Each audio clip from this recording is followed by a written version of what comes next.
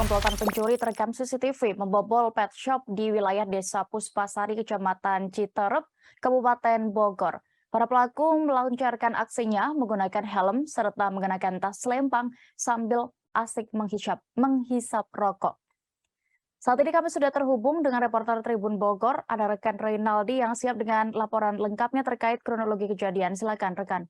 Baik Dea, selamat sore rekan Tribuners.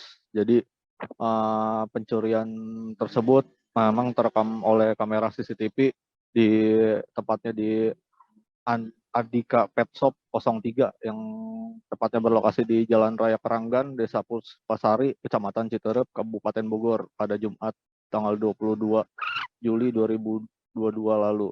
Jadi menurut Kasat Reskrim Polsek Citerep, Ibtu Yayan, itu menurutnya kejadian tersebut terjadi pada sekitar pukul 5 waktu Indonesia bagian Barat. Jadi saat itu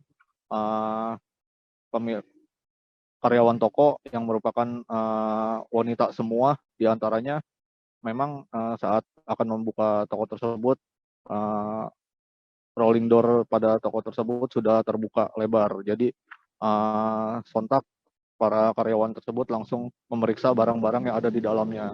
Lalu ternyata saat diperiksa beberapa barang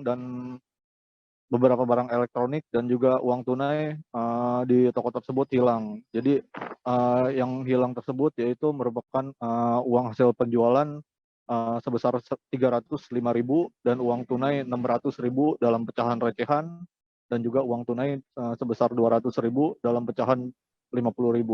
Lalu untuk barang-barang elektronik yang hilang lainnya yaitu ada handphone dengan merek iPhone dan juga laptop Toshiba. Dan juga anehnya menurut Ibtu Yayan saat ditemui di Polsek Citerep kemarin, pencuri ini mengambil barang yang menurutnya cukup membingungkan atau aneh, yaitu 2 makanan kucing. Di pet shop tersebut pencuri mengambil 2 makanan kucing. Lalu diketahui untuk pencuri ini juga merupakan 2 orang.